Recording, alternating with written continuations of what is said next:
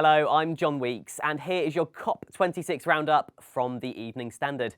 As we come to the end of week one of the conference in Glasgow, young people have been given the chance to have their say on climate change action. And they've grabbed that opportunity with both hands as thousands filled the streets of Glasgow this afternoon in a protest organised by the Fridays for Future movement. People of the world need this action. It's not just about,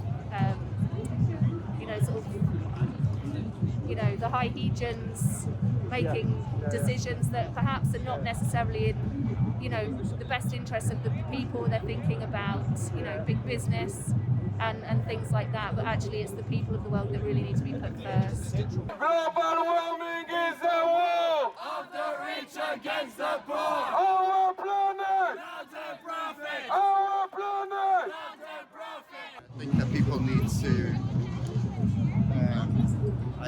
just be more aware and be more conscious of the choices that they make when they're buying stuff and the decisions they make when they're travelling, make their diet.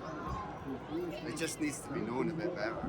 Probably the best-known face of climate campaigning, Greta Thunberg is behind the movement, which saw school students across the world go on strike from classes on Fridays to demand action on climate change. And Greta made an appearance in Glasgow earlier, rallying the young campaigners in the city centre.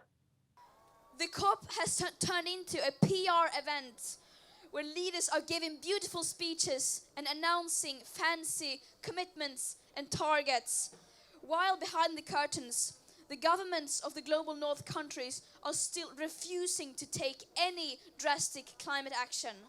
It seems like their main goal is to continue to fight for the status quo. And COP26 has been named the most exclusionary COP ever. This is no longer a climate conference. This is now a global North greenwash festival. A 2-week-long celebration of business as usual and blah, blah, blah. Tomorrow will be about the importance of nature and how sustainable land use can be part of global action on climate change. Next week, the conference will kick off with a focus on adaptation, looking at ways the world can cope with a changing climate. There'll also be talks on how women have been disproportionately affected by climate change, as well as a look at the mass market for zero-emission vehicles. And on Thursday next week, there'll be discussions about making buildings more environmentally friendly. For the latest updates, visit the website standard.co.uk, where we'll be covering the latest from the climate conference in Glasgow. That's it from the Evening Standard COP26 update. Join us again on Monday.